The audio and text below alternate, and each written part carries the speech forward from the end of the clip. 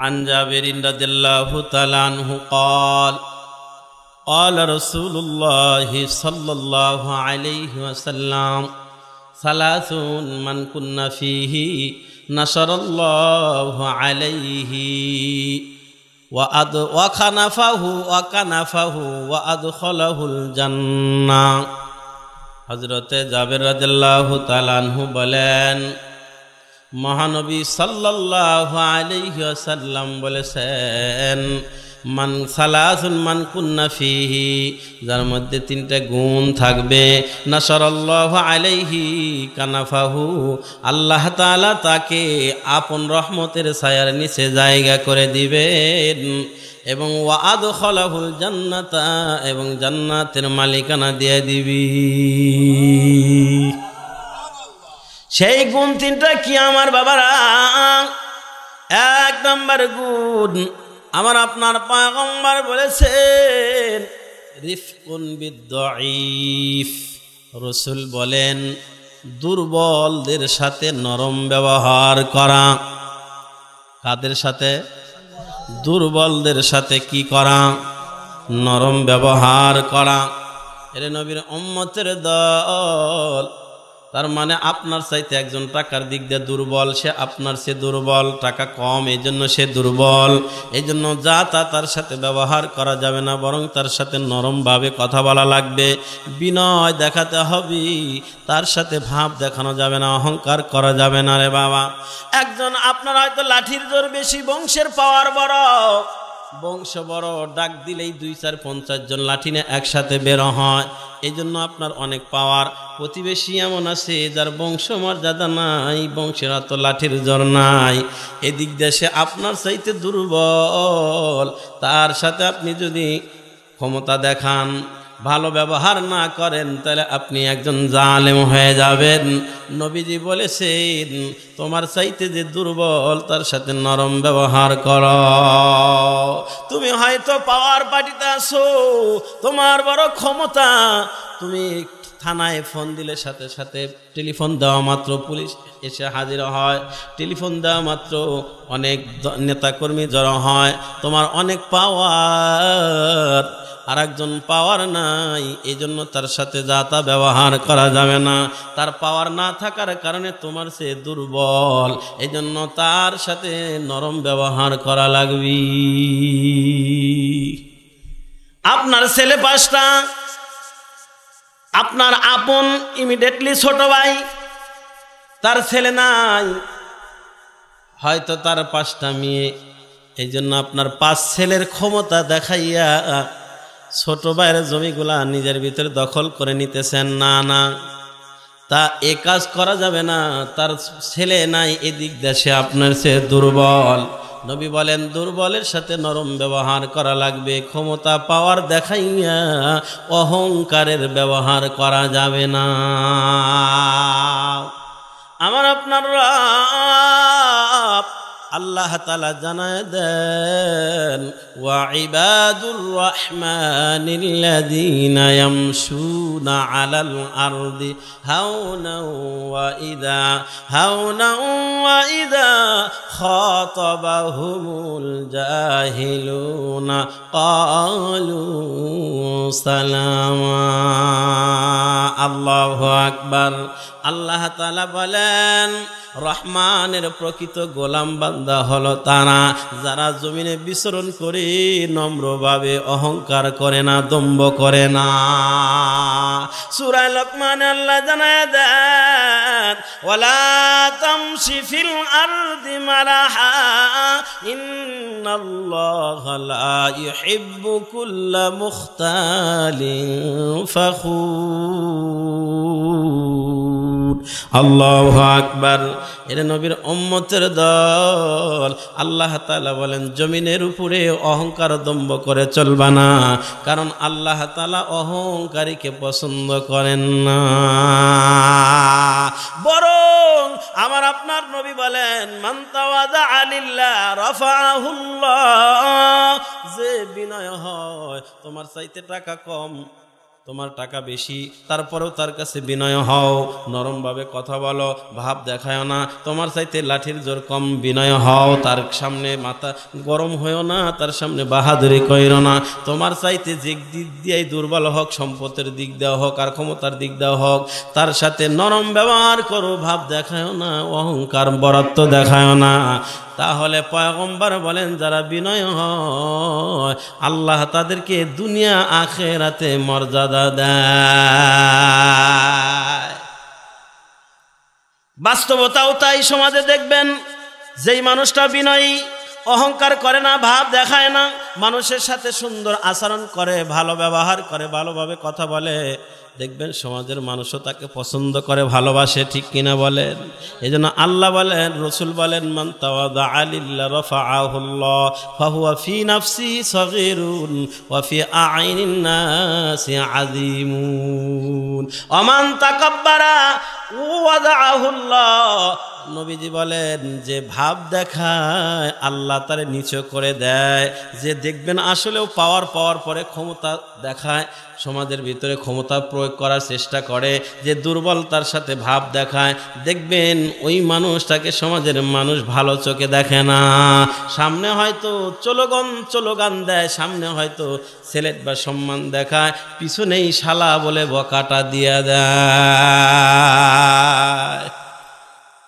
ফাহুয়া ফি আ'ইনিন নাসি সগীরুন ওয়া ফি নাফসিহি কাবীরুন হাত্তা লাহুয়া আহওয়ানু আলাইহি মিন কালবিন ওয়া খিনজির।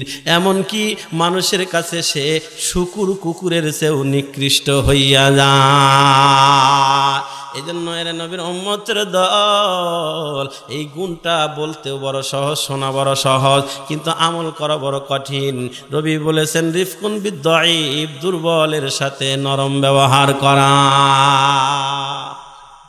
পারবো ইনশাআল্লাহ? কি বলেন পারবো ইনশাআল্লাহ? এর নবীর উম্মতের দল। অহংকার করার কি আছে, বরত্ব দেখানোর কি আছে? আল্লাহ তোমাকে আমাকে কি দিয়ে বানাইছে জানো রে বান্দা? আল্লাহ বলেন মিন আইয়ি শাইইন খালাকা মিন নুতফাতিন খালাকাহু ফাকদ্দারা। আল্লাহ তোমাকে আমাকে এমন একটা দুর্গন্ধ পানি দ্বারা বানাইছেন, দুধের পানি বাজারে ৬০-৭০-৮০ টাকা কেজি বিক্রি হয়। তোমাকে আমাকে আল্লাহ যেই পানি দ্বারা বানাইছেন, এই পানিটা বাজারে ১০ টাকা বিক্রি করতে গেলে কেউ নিবে না, বরং এমন পচা দুর্গন্ধ পানি দিয়া আল্লাহ তোমাকে আমাকে বানাইছেন, যেই পানিটার নাম বাবা সন্তানের সামনে নিতে পারে না, সন্তান মার সামনে নিতে লজ্জা পায়। ঠিক কিনা জোরে কর? কিসের ভাব দেখাও? এজন্য এক আল্লাহওয়ালা বুজুর্গ বলেন, একজন যুবক রাস্তা দিয়ে খুব দম্ভ করে হাঁটতেছিল, ভাবটা যেন এমন ও বড় কিছু, এরকম একটা ভাব না হাঁটে। আল্লাহর ওলি ডাক দেয়, যুবক তুমি কি তোমার পরিচয় জানো? তুমি যেইভাবে দম্ভ করে হাঁটতেছ। যুবক কয় কেন জানবো না, আমার আব্বার নাম আব্দুর রহমান, গেরাব আমার অমুক জায়গায়, থানা অমুক, এই ঠিকানা বলতেছে, আমি পরিচয় জানবো না মানে কি বলেন? কয় না না, এটা পরিচয় নয়। বুজুর্গ বলেন আউয়ালুকা নুতফাতুন কাদিরাতুন ওয়া আখিরুকা জিফাতুন মাদারাতুন ওয়া আনতা ফীমা বাইনাহুমা তাহমিলু আযারাতান। আল্লাহওয়ালা বুজুর্গ বলেন, ও যুবক তোমার পরিচয় শুনে নাও, তুমি প্রথমে ছিলা দুর্গন্ধ পচা নাপাক পানি, ওয়া আখিরুকা জিফাতুন মাদারাতুন, আর শেষে হইবা দুর্গন্ধ মরা লাশ, ওয়া আনতা ফীমা বাইনাহুমা তাহমিলু আযারাতান, আর এই দুটার মাঝখানের হায়াতের জিন্দেগির সময়টুকু নাপাক বহন করেই চলতেছ। কয় বুঝলাম না। যুবক কয় বুঝলাম না। কয় শোনো, তোমাকে প্রথম আল্লাহ বানাইছেন নাপাক দুর্গন্ধ পানি দিয়া, এরপরে যখন মারা যাইবা একদিন রাখলে দুর্গন্ধ মরা লাশ পচে যায়, লাশের কাছে যাওয়া যায় না। পানিতে পড়ে মারা গেছে, পুকুরে পড়ে মারা গেছে, 2 দিন পরে লাশ পাইছে, লাশের কাছে যাওয়া যায় না। লেবুর পাতা নাকে ডলে আর লাশের কাছে যায়। কথা বলেন ঠিক কিনা? তার মানে তুমি মরা লাশ, দুর্গন্ধযুক্ত। আর এই মাঝখানে যেই সময়টুকু পাইলা 40, 50, 60, 70 বছর, এই 70 বছর তোমার পেটের ভিতরে নাপাক আছে না নাই? নাকের ভিতরে ময়লা আছে না নাই, কানের ভিতরে আছে না নাই, চোখের ভিতরে কত ময়লা। তার মানে এই ময়লা ব্যবহার করার টলি হিসেবে আমরা চলতেছি, ঠিক কিনা জোরে কর। তাহলে কিসের ভাব দেখাও? মরলে দুর্গন্ধ লাশ, বানাইছে নাপাক পানি, মাদের সময়টুকু নাপাক বহন করে চলতেছি। কিসের ভাব, কিসের পাওয়ার, কিসের ক্ষমতা, কিসের কর্তৃত্ব? এখন মরবে তো একদিন পরে লাশের কাছে যাওয়া যায় না। এরে নবীর উম্মতের দল, এই জন্য মায়ার নবী বলেন, খবরদার তোমরা অহংকার সিনার ভিতরে জায়গা দিও না। লা তাবাগাদু ওয়ালা তাহাসাদু ওয়ালা তাদাবারু ওয়া কুনু ইবাদাল্লাহি ইখওয়ানা। এরে নবীর উম্মতের দল, মজার একটা আলোচনা শোনাবো ইনশাআল্লাহ, খুব খেয়াল করেন রে বাবা। নবীজি বলেছেন রিফকুন বিদ্দাইফ, তাহলে দুর্বলের সাথে নরম ব্যবহার করা, মনে থাকবে তো ইনশাআল্লাহ? নাকি বাপ ওই তুই আমার চেনস, আমার সাথে এই করতেছিস, মানে এরকম বলি না আমরা অনেক সময়। তার মানে কি, ওরে দুর্বল পাইছি দেখে তুই আমার চেনস, আর যে ওর চাইতে বড় নেতা, জি স্যার, জি জি জি জি, এমনি এমনি ওখানে জি জি, আর যে ওর সে একটু পাওয়ার কম, কয় তুই আমার চেনস, এমনি চাইলি মানে? এইটাই তো ভাব না, এটা করা যাবে না। বরং তোমার চেয়ে যে ছোট তার সাথে বিনয়ের ব্যবহার করো, তাহলে তোমার দুনিয়াতেও আল্লাহ মর্যাদা দিবে, পরপারেও নাজাতের ব্যবস্থা হয়ে যাবে। তাহলে 1 নাম্বার কি গুণ? দুর্বলের সাথে কি ব্যবহার করা? নরম ব্যবহার করা, মনে থাকবে না ইনশাআল্লাহ? 2 নাম্বার ওয়াশফাকাতু আলাল ওয়ালিদাইন, নবী বলেন 2 নাম্বারের গুণ হলো পিতা মাতার সাথে সদয় আচরণ করা। কি আচরণ করা? মা আর বাবার সাথে সুন্দর আচরণ করা। কেন? আল্লাহ তাআলা নিজেই কুরআনুল কারীমের ভিতরে বলেন, ওয়া ওয়াসাইনাল ইনসানা বিওয়ালিদাইহি হামালাতুহু উম্মুহু ওয়াহনান আলা ওয়াহনিন ওয়া ফিসালুহু ফি আমাইন। আল্লাহু আকবার। আল্লাহ তাআলা বলেন, তোমার মা আর বাবা কষ্টের পর কষ্ট সহ্য করেছে, ধৈর্য ধারণ করেছে, এই জন্য খবরদার মা আর বাবার সাথে খারাপ আচরণ করা যাবে না। আল্লাহ তাআলা নিজেই জানায় দেন, ফালা তাকুল লাহুমা উফিউ ওয়ালা তানহারহুমা ওয়া কুল লাহুমা কাওলান কারীমা। আল্লাহু আকবার। আল্লাহ বলেন, তোমার মা আর বাবার সাথে ধমক দিয়ে কথা বলবা না, এমনভাবে কথা বলবা না যাতে করে তোমার মা কথা শুনে দিলে কষ্ট পায়, মার মনে ব্যথা লাগে। এরে নবীর উম্মতের দল সাহাবী রাসূলকে জিজ্ঞেস করে, মা হাক্কুল ওয়ালিদাইন, মা বাবার হক কি? পয়গম্বর বলেন, হুমা জান্নাতুকা ওয়া নারুকা। নবী বলেন, মা বাবা তোমার জন্য জান্নাত, তোমার জন্য জাহান্নাম। অর্থাৎ মা বাবার সাথে সদয় আচরণ করবেন, মা বাবার সাথে ভালো আচরণ করবেন, মা বাবার খেদমত করে মা বাবাকে খুশি করবেন। রাসূল বলে, তোমার জন্য জান্নাতের দরজা খোলা। আর মা বাবা যদি অসন্তুষ্ট হয়, তোমার জন্য জাহান্নামের দরজা খোলা। এজন্য আমার বাবাজিরা, মা আর বাবা তোমার আমার জন্য Medina, Mecca Medina lakh lakh টাকা খরচ করে মানুষ হজে যায় খানা খাবার তওয়াফ করার জন্য। নবী বলেন, মা মিন ওয়ালাদিন বাররিন ইয়ানজুরু ইলা ওয়ালিদাইহি নাযরা রাহমাতিন ইল্লা কাতাবাল্লাহু লাহু লিকুল্লি নাযরাতিন হাজ্জাতান মাবরুরাতান। আপনার আমার নবী বলেছেন, কোন সন্তান যদি মা আর বাবার চেহারার দিকে মায়া নিয়ে তাকায় রে বাবা, পয়গম্বর বলেন যতবার তাকাবি ততটাই কবুলিয়াত হজের নেকি সন্তানের আমলনামায় দেয়।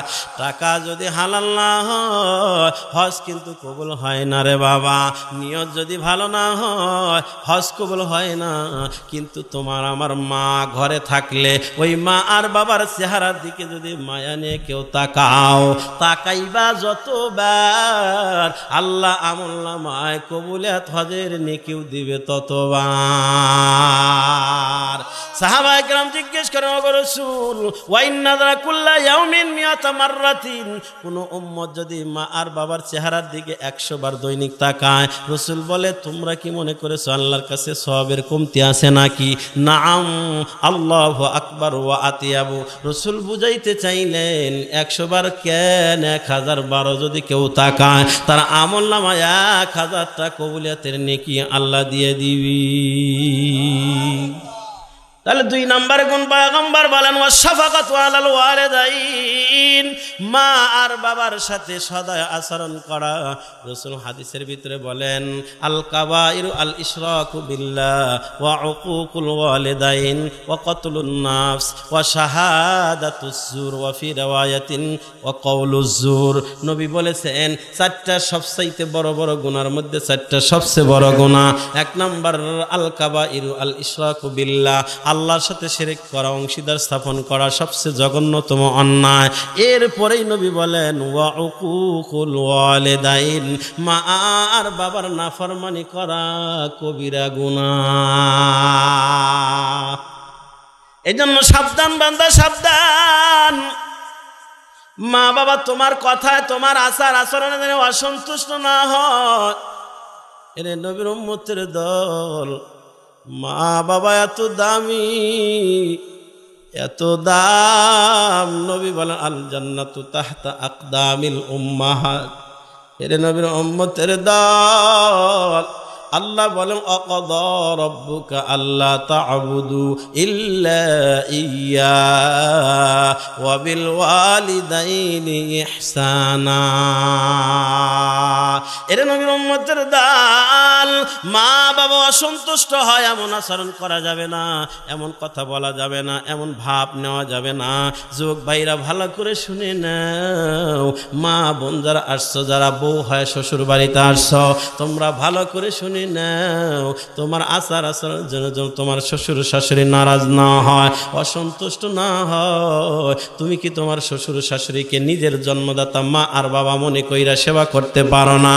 তুমি যদি তোমার শ্বশুর শাশুড়িকে তোমার নিজের মা আর বাবা মনে কইরা সেবা করো, তাহলে তোমার ভাইয়ের সাথে যেই মেয়েটা আনবা ওই মেয়েটাও তোমার মা আর বাবার সাথে সুন্দর আচরণ করবে।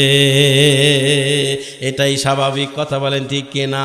কিন্তু দেখা যায় অনেক বউ এমন আছে, বাড়িতে গিয়া নিজের ভাই বউকে বোঝায়, এই ভাবি মা বাবার প্রতি কেয়ার থাকিস, মা বাবা কি খায় না খায় একটু দেখাশোনা করিস, মা বাবার প্রতি মা বাবা অসন্তুষ্ট এমন আচরণ করিস না, মা বাবার সাথে মিলে থাকিস। নিজে গিয়া নিজের ভাই বউরে পরামর্শ দিয়ে আসে, আর বাড়িতে আসার পরে স্বামীকে বলে আলাদা না হলে আমি থাকবো না। আছে না নাই? জোরে কোন আছে না নাই?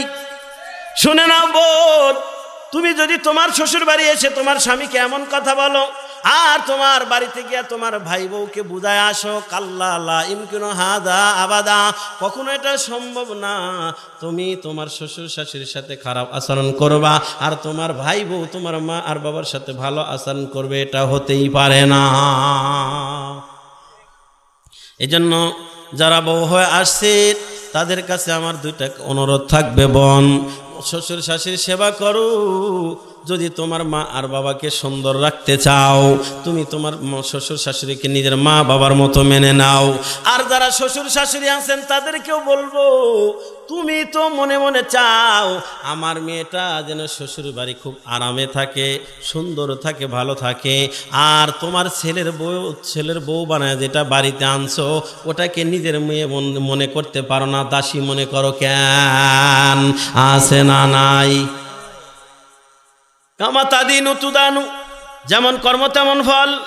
তুমি তোমার ছেলের বউকে যদি নিজের মেয়ে মনে করে সুন্দর আচরণ করো, নিজের মেয়ের মতো স্নেহ করো, ভালোবাসো, তাহলে লেখে নাও, রেকর্ড করে নাও, তোমার মেয়েটাও তার শ্বশুর বাড়ি ওরকম আদর পাবে। এটাই স্বাভাবিক। আমার বাজিরা ছোট্ট একটা গল্প বলি, গল্পটা আবার যেমন তেন গল্প না, হাদিসের গল্প।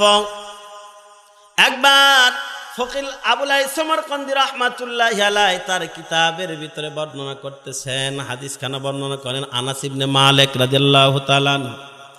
হযরত আনাস ইবনে মালিক বহুত বড় সাহাবী। এই সাহাবী বর্ণনা করেন নবীজির জামানায়, নবী তখন আছেন, ওই সময় আল্লাহর নবীর একজন সাহাবী যার নাম হলো হযরত আলকামা। অনেকেই শুনে থাকবেন হাদিসের কথা যেহেতু এর নবীর উম্মতের দল, আগেও শুনে থাকলে আবারও শোনেন, গুনাহ তো আর হবে না। সব যদি নাও হয়, গুনাহ হওয়ার তো সম্ভাবনা নাই, কথা কোন ঠিক কিনা?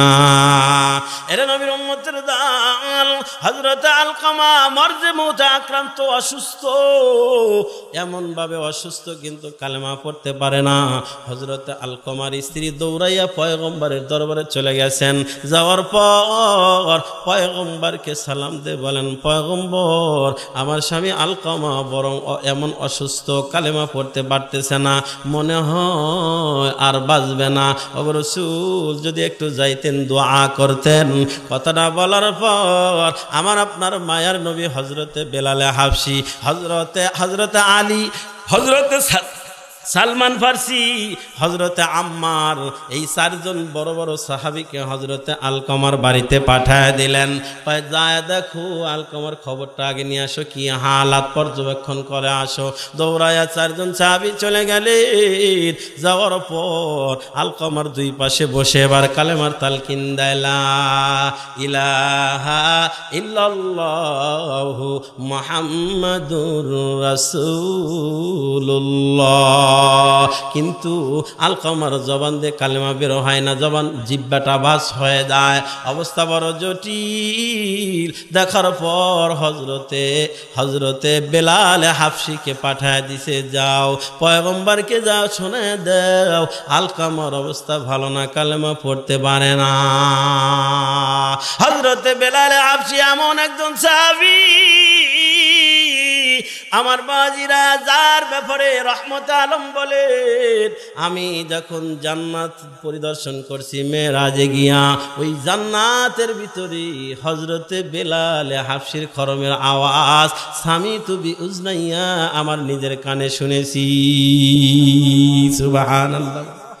হযরতে বেলাল, আমার বাবাজিরা, চেহারা সুরত ভালো না, বংশমর্যাদা ভালো না।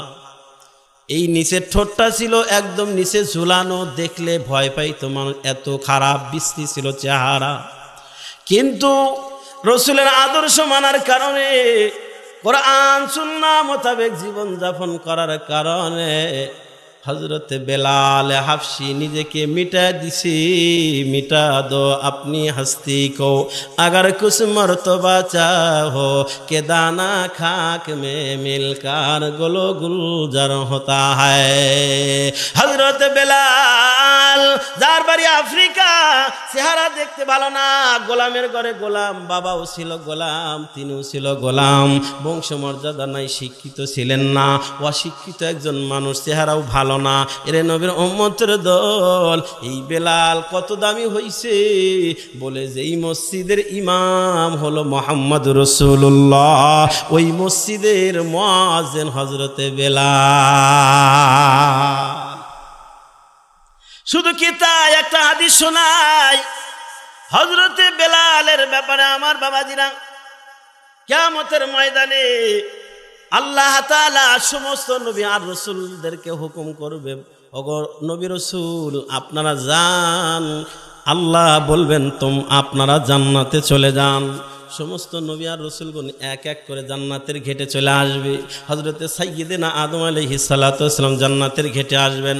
আসার পর সালাম দিয়ে বলবেন, কে আসো গো, জান্নাতের ঘেটের তালাটা খুলে দাও। ভিতর থেকে বলবে, বেয়াদবি মাফ করবেন, একটু পরিচয়টা ওপেন করেন। বলবে, আমি সাইয়্যিদিনা আদম। এরপরে বলবে, একটু ওয়েট করেন, এখনো খোলার সময় হয় না, একটু বসেন, একটু আরাম করেন, ওয়েট করেন। এরপরে আরেকজন নবী আসবে, বলবে, জান্নাতের গেটের তালাটা খুলে দাও। বলবে একটু পরিচয় ওপেন করেন, বলবে আমি সাইয়্যিদিনা ইব্রাহিম পয়গম্বর। আবার আরেকজন আসবে বলবে একটু পরিচয় দেন, বলে আমি সাইয়্যিদিনা নূহ আলাইহিস সালাতু ওয়াস সালাম। এইভাবে এক এক করতে করতে করতে করতে তামাম নবী রাসূল ঘেটে আসবেন, তারা একই জবাব দিবে। একটু ওয়েট করেন, এখন পর্যন্ত খোলার টাইম হয় নাই। সর্বশেষ যখন হযরতে ঈসা রুহুল্লাহ জান্নাতের গেটের কাছে আসবেন, আসার পরে জান্নাতের ভিতর থেকে ফেরেশতারা জবাব দিবে, আপনারা কেউ বলেন আদম, নূহ, ঈসা, রুহুল্লাহ। এরপরে সাইয়্যিদনা ইসমাইল, মূসা, ঈসা বলেন আপনাদের কাতারে কি মোহাম্মদ নামে মোহাম্মদ রাসূলুল্লাহ আসেন নাই? বলবে না, উনি তো আসেন নাই। বলে উনি কোথায়? বলে উনি তো হাসরের ময়দানে। বলে উনি আসেন না কেন? সমস্ত নবী আর রাসূল বলবেন উনি ওনার উম্মতের চূড়ান্ত ফয়সালা না হওয়া পর্যন্ত তো উনি আসবে না। তখন সমস্ত নবী আর রাসূলগণকে ওই ফেরেশতারা বলবে জান্নাতের গেটের দিকে তাকায় দেখেন, জান্নাতের গেটের বাহিরে তালা দেওয়া, ভিতরে তালা লাগানো না। এই জান্নাতের গেটের তালার চাবি আমাদের কাছে নাই, জান্নাতের গেটের তালার চাবি হলো মুহাম্মদুর রাসূলুল্লাহর কাছে। কথাটা বলার পর সমস্ত নবী আর রাসূল আল্লাহকে বলবে রব জান্নাত তো দিলেন, কিন্তু জান্নাতের গেটের তালার চাবি তো রাসূলুল্লাহর কাছে, সে তো এখনো আসেন নাই। পয়গম্বরকে তখন আমার আপনার রব আল্লাহ ডাক দিবে, ও পয়গম্বর হাবিব আমার, সমস্ত নবী আর রাসূলগণ জান্নাতের গেটের ভিতরে অপেক্ষা করতেছেন, একটু তাড়াতাড়ি যান, জান্নাতের গেটের তালাটা খুলে দেন। পয়গম্বর তখনও বলবে ইয়া উম্মতি ইয়া উম্মতি ইয়া উম্মতি উম্মতি। আল্লাহ বলবেন পয়গম্বর ওয়ালা সাউফা ইউতিকা রাব্বুকা ফাতারদা। আল্লাহু আকবার। আল্লাহ বলবেন ওগো পয়গম্বর আপনাকে তো আগেই জানিয়ে দিয়েছি আপনার উম্মতের ব্যাপারে আমি আপনাকে সন্তুষ্ট করব। আমার বাবাজিরা, পয়গম্বর তখন জান্নাতের গেটের তালা খোলার জন্য আসবে।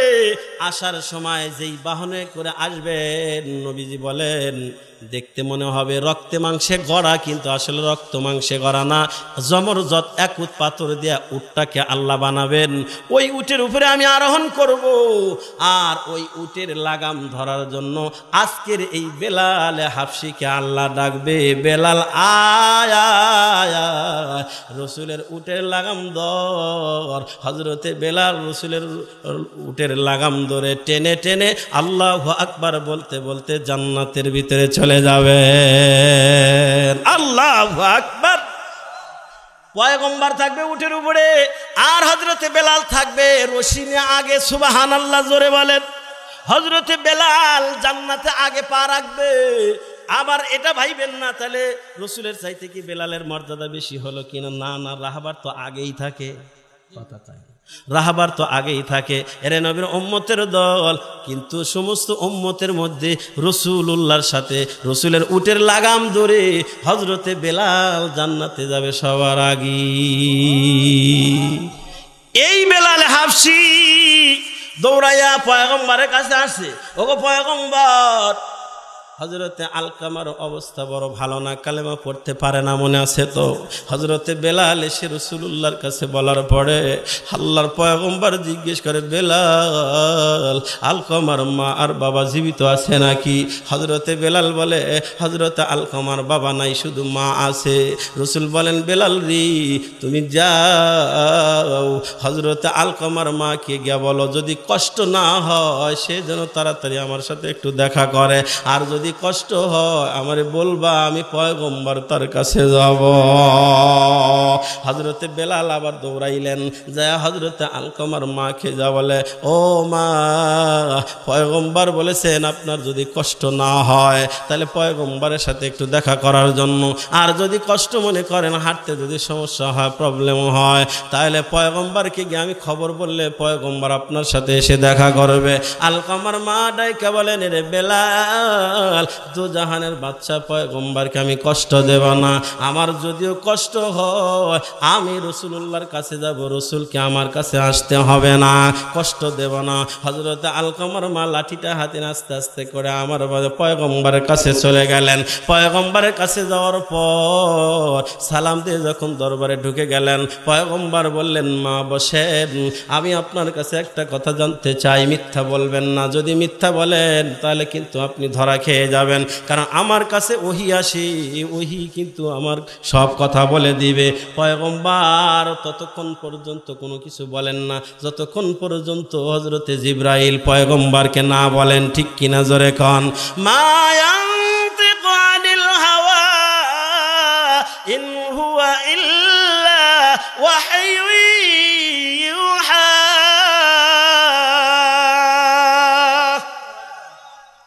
মোহাম্মদ হরগিজ না গুফতা, তা না গুফতা জিবরাইল, জিবরাইল হরগিজ না গুফতা, তা না গুফতা রব্বে জলিল। খুব খেয়াল করেন রে বাবা, পয়গম্বর বলেন মিথ্যা বলবা না, তুমি একটু বলো তোমার সন্তান আলকমা কেমন ছিল।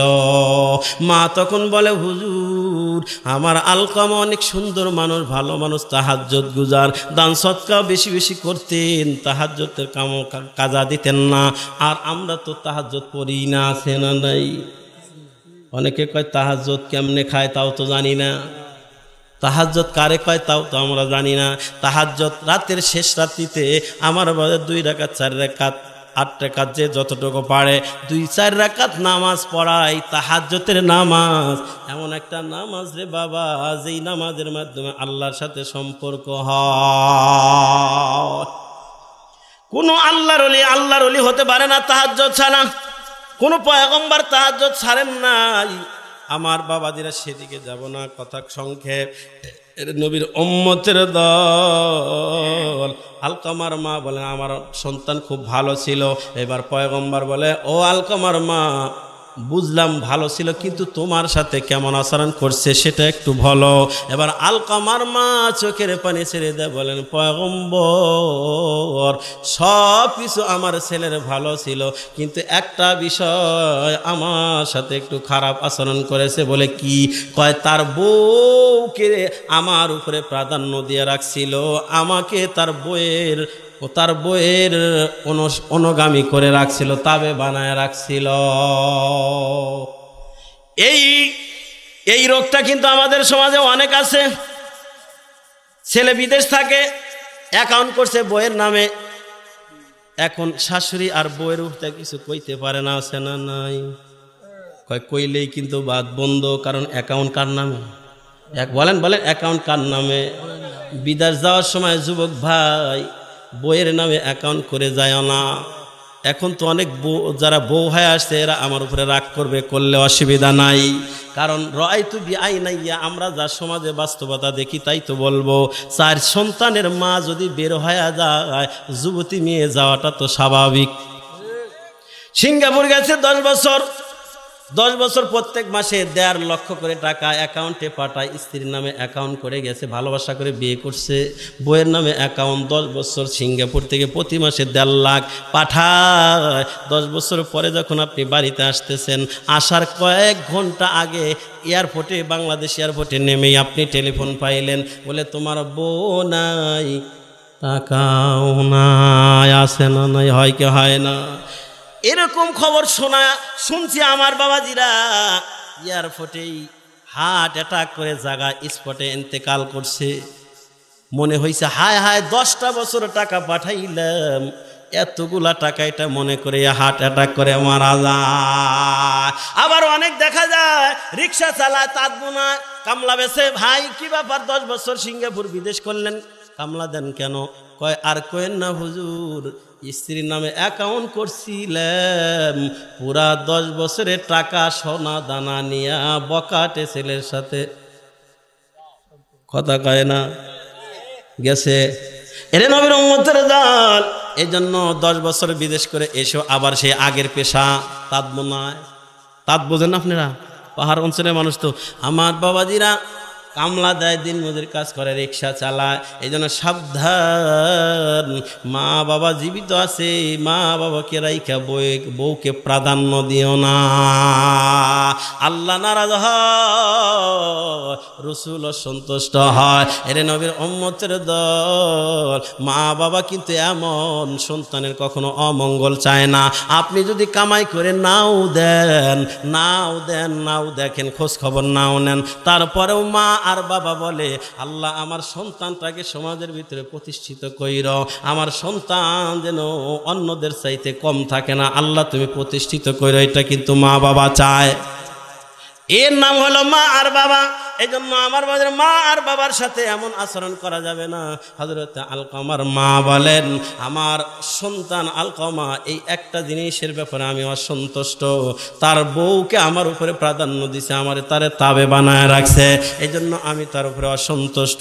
কথাটা বলার পর পয়গম্বর বেলাল হাফসিকে ডাইকা বলে, বেলাল জি আয় লাকড়ি জোগাড় কর, লাকড়িতে আগুন ধরায় দিই, আলকামারে আইনা সে আগুনে পুরাইয়া দি। কথাটা বলার পর আলকামার মা চোখের পানি ছেড়ে কান্না করে বলে, পয়গম্বর এটা কি সম্ভব? আমি মা হইয়া কেমনে সহ্য করব? আমার সন্তানকে আগুনে পোড়াইবেন, এটা কি আমি মানতে পারি? আসলেও সমাজের বাস্তবতা তাই। সন্তান মার সাথে বেয়াদবি করছি, বাবা নাই, সন্তান মার সাথে বেয়াদবি করার কারণে মা চাচার কাছে গিয়ে বিচার দেয় যে আপনার ভাতিজা আমার সাথে খারাপ আচরণ করছে। ভাতিজাকে যদি চাচা ডাইকা শাসন করার জন্য 2টা থাপ্পড় দেয়, 3 নাম্বার থাপ্পড় দেওয়ার সময় ওই মা কিন্তু মাঝখানে যায়, পাটিশন হয়ে দাঁড়াইয়া যায়। যেই মা চাচার কাছে বিচার দায়ের করলো শাসন করার জন্য, ওই মা কিন্তু আবার মাঝখানে দাঁড়ায় যায়, আমার সন্তান রে আর মাইরেন না। এর নাম হলো মা। কথা বলেন ঠিক কিনা? হযরত আলকামার মা চোখের পানি ছেড়ে কান্না করে আর বলে, পয়গম্বর আমি কেমনে সহ্য করবো? আমার সন্তানকে আগুনে পোড়াবেন। পয়গম্বর বলেন, আলকামার মা দুনিয়ার আগুনের তুলনা আখিরাতের আগুন আরো ভয়াবহ। দুনিয়ার আগুন দিয়ে যদি পোড়াইয়া দেয় তাহলে আখিরাতের আগুন থেকে বেঁচে যাবে। তুমি কি চাও আখিরাতের আগুনে যেন ধ্বংস হয় পুড়ে? এটা কি তুমি চাও? কয় না, চাই না। কয় পয়গম্বর দুনিয়ার আগুনেও পুরুক, এটাও আমি চাই না, অন্য কোনো সিস্টেম আছে কিনা? পয়গম্বর তখন বলে, আলকামার মা তুমি যদি নিজ গুণে সন্তানকে ক্ষমা করে দাও, আলকামার উপরে খুশি হইয়া যাও, আল্লাহ তাআলা দুনিয়ার আগুন থেকে আখিরাতের আগুন থেকে আল্লাহ বাঁচায় দিবি। আল্লাহ পাকের পয়গম্বর বলার পর আলকামার মা এবার পয়গম্বরকে বলেন, ওগো পয়গম্বর, যেই সন্তানকে পেটে রাখছিলাম জন্ম দেওয়ার সময় কত রক্ত জেহে থেকে জমিনে ফেলে দিছিলাম, জন্মের পর কোনো দিন 2 বছরের ভিতরে 4 ঘন্টা একসাথে ঘুম পেরে দেখি নাই। আসলেও মারা ঘুমায় না, রাতে একটু পর পর মা পিঠের নিচে হাত দিয়ে দেখে আমার সন্তান প্রস্রাব করে দিছে কিনা।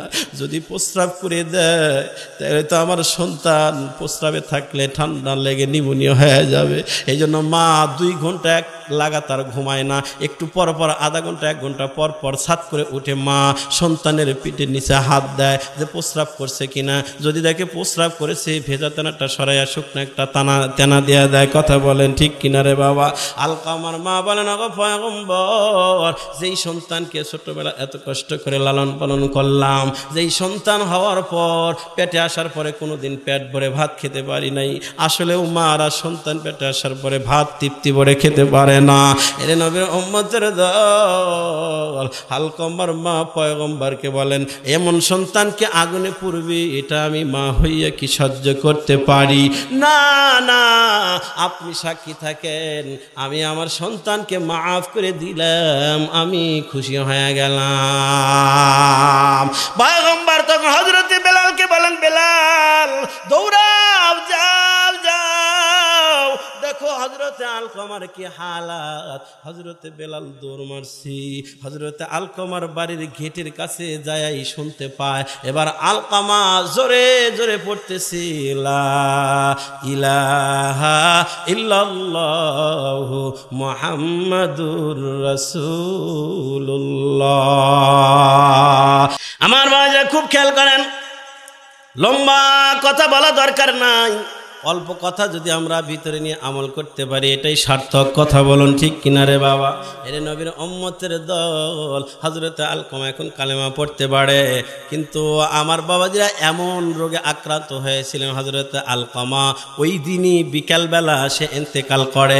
পয়গম্বরকে খবর দেওয়া মাত্র পয়গম্বর আলকমার বাড়িতে আসলেন, নিজের হাতে ধোয়াইলেন, কাপনের কাপড় পরাইয়া হযরত আলকমার জানাজার নামাজের ইমামতি কইরা, জানাজা পইরা পয়গম্বর তারে কবরে দাফন করার পর উপস্থিত সাহাবায়ে কেরামকে লক্ষ্য করে বলেন, ও সাহাবায়ে কেরাম শুনে নাও, খবরদার কেউ তোমরা নিজের বিবিকে মার উপরে প্রাধান্য দিবা না,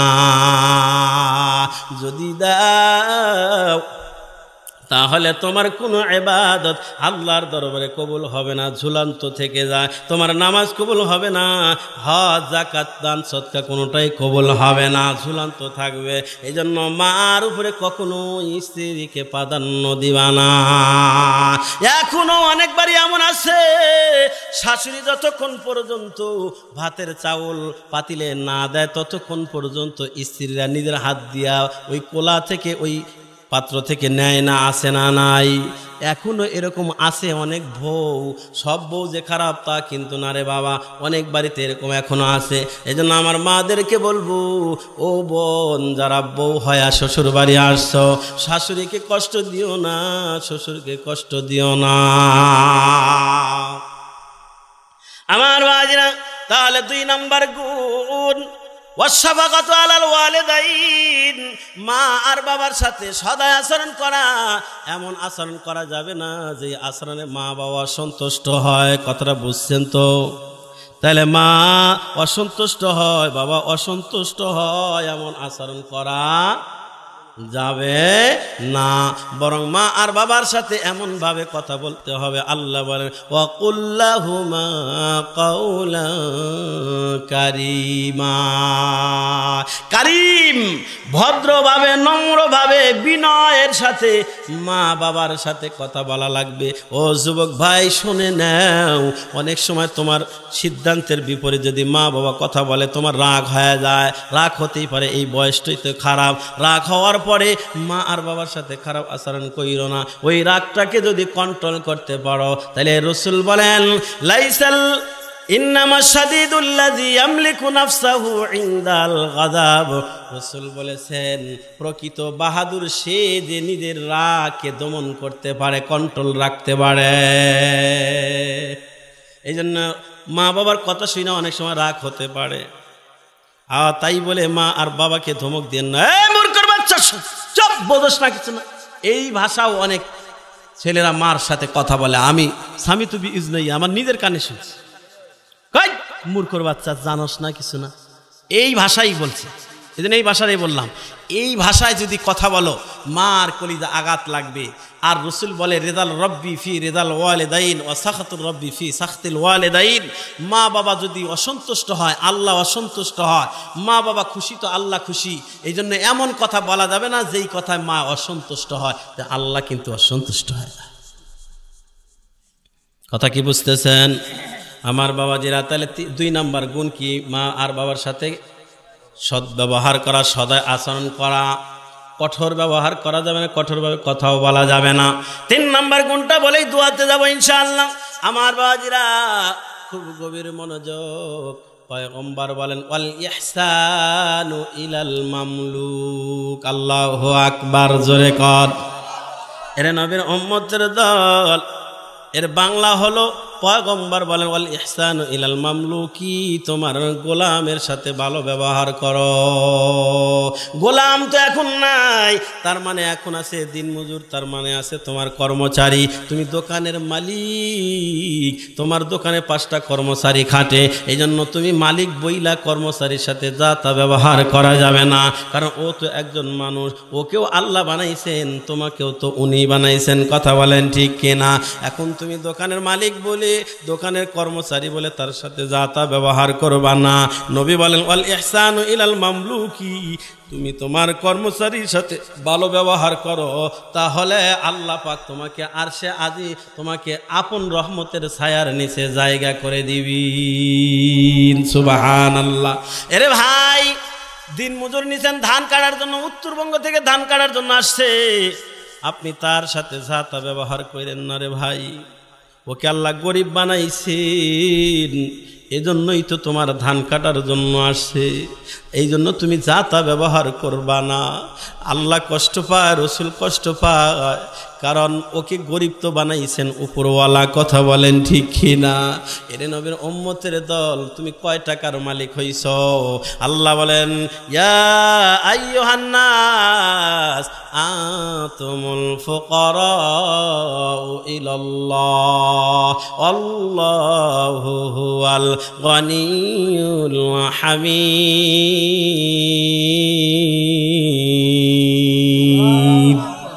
এরে নবীর উম্মতের দল, আমরা সবাই তো ফকির, আল্লাহ হলেন গনি, আল্লাহ হলেন ধনী। এই ফকিরের মধ্যে তোমারে আল্লাহ হয়তো একটু টাকা পয়সার মালিক একটু বেশি বানাইছে, এই জন্য তুমি তোমার কর্মচারীর সাথে, কামলার সাথে যা তা ব্যবহার করা যাবে না। তোমার অধীনস্থর সাথে অথবা তোমার বাড়িতে কাজ করে কাজের ভুয়া, তার সাথে যা তা ব্যবহার করবা না, তার সাথে সুন্দর আচরণ করো। নবী বলেন এই 3টে গুণ যদি নিজের ভিতরে আনতে পারো, 1 নাম্বার গুণ রিফকুন বিদ্দাইফ, দুর্বলের সাথে নরম ব্যবহার করা। 2 নাম্বার গুণ ওয়াশফাকাতু আলাল ওয়ালিদাইন, মা বাবার সাথে সদয় আচরণ করা। 3 নাম্বার গুণ ওয়াল ইহসানু ইলাল মামলুকি, তোমার অধীনস্থদের সাথে সুন্দর ভালো ব্যবহার করা। এই 3 গুণ যদি তোমার ভিতরে থাকে, রাসূল বলেন নাসারাল্লাহু আলাইহি কানাফাহু, আল্লাহ তার আপন রহমতের ছায়ার নিচে তোমাকে জায়গা দিবে। ওয়া আদখালাহুল জান্নাতা, পরিশেষে তোমার এই জান্নাতের মালিকানা দিয়ে দিবি। এরে নবীর উম্মতের দল, এই আমলগুলা কখন হবে? যখন আমার আপনার দিল পরিষ্কার থাকবে। কথা বলেন ঠিক কিনা? আমার আপনার দিল যার যত পরিষ্কার হয়, তার কথা তত সুন্দর, তার আচার ব্যবহার তত সুন্দর, লেনদেন তত ভালো। ঠিক কিনা বলেন?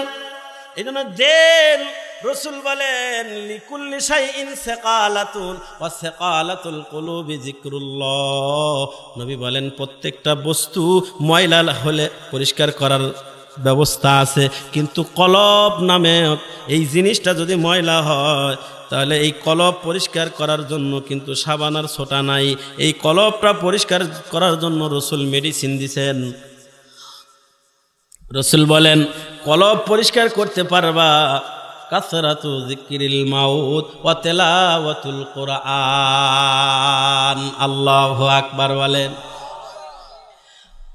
ওই হাদিসে রাসূল বলেন লিকুল্লি শাইইন সাকালাতুন ওয়া সাকালাতুল কুলুবি যিকরুল্লাহ, কলবের জং ময়লা পরিষ্কার হবে আল্লাহ পাকের জিকিরের মাধ্যমে। কার জিকিরের মাধ্যমে?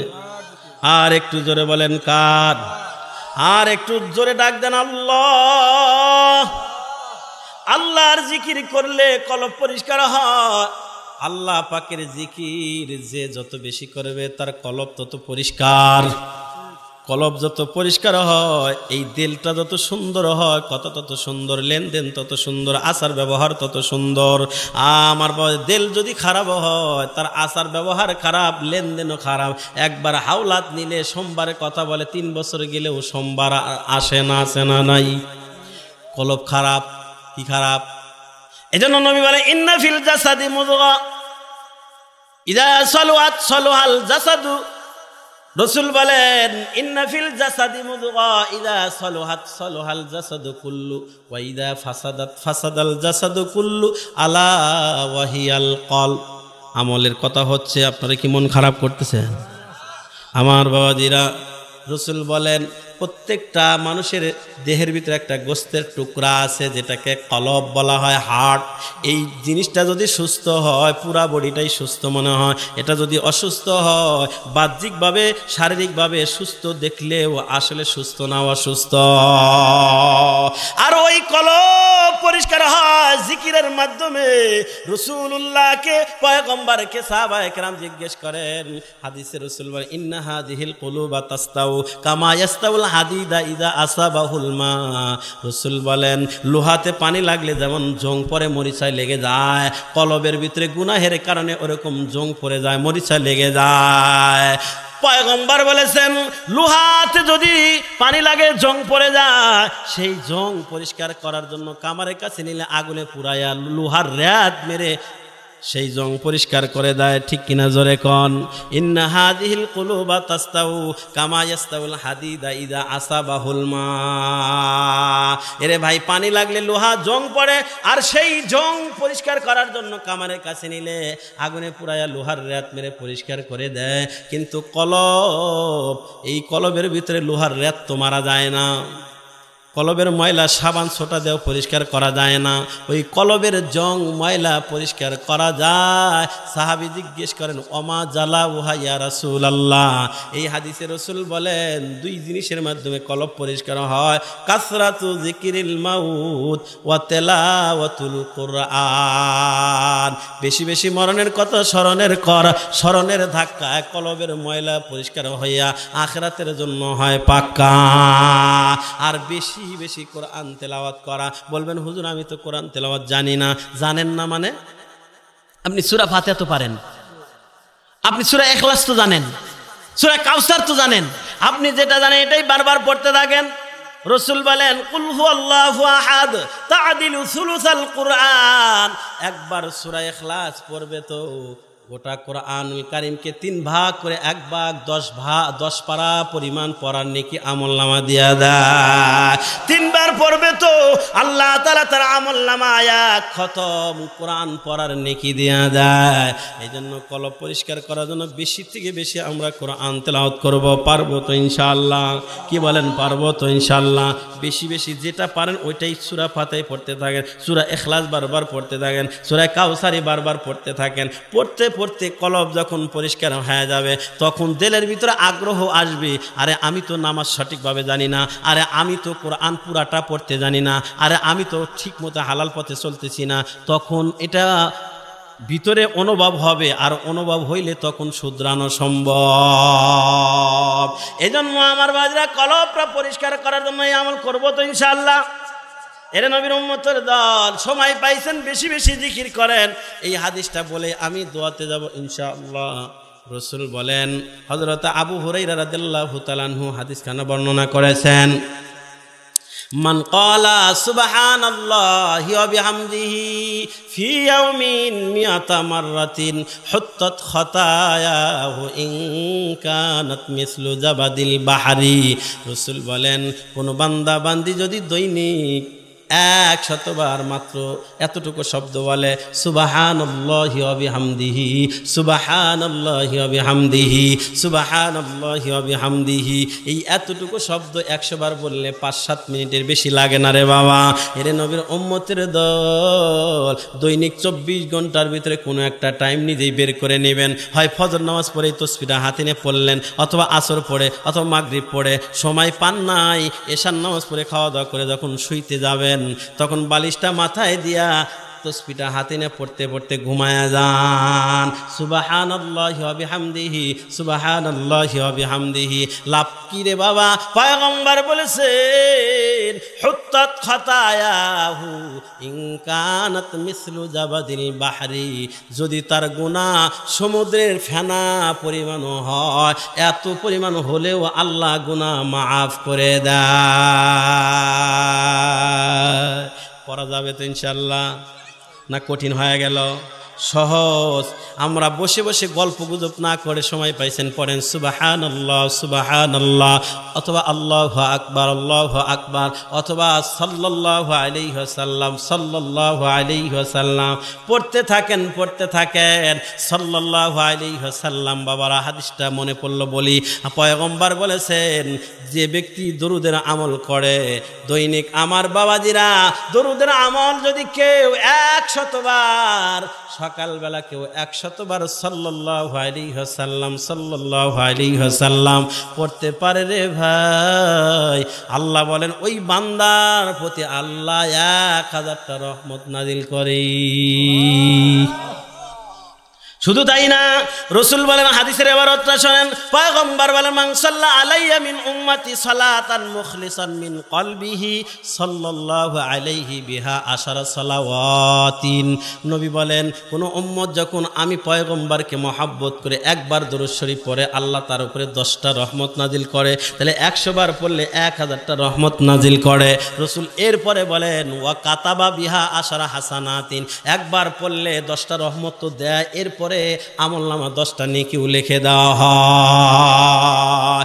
এরপরে নবী বলেন, ওয়া মাহা আনহু বিহা 10 সাইয়াতিন, আমার বলে একবার যদি দরুদ পড়েন তাহলে 10টা রহমত পাবেন, আমলনামা 10টা নেকি দেওয়া হবে, আমলনামা থেকে 10টা গুনাহ মুছে দেওয়া হয়। এরপরে হাদিসের শেষে রাসূল বলেন, ওয়া রাফা'a লাহু 10 দারাজাতিন, একবার দরুদ শরীফ পড়লেন তো আল্লাহ পাক আপনার মর্যাদা আরো 10 গুণ বাড়ায় দেয়। তাহলে 100 বার যদি পড়ে, পয়গম্বরের ঘোষণা অনুযায়ী সকালবেলা 100 বার যদি সাল্লাল্লাহু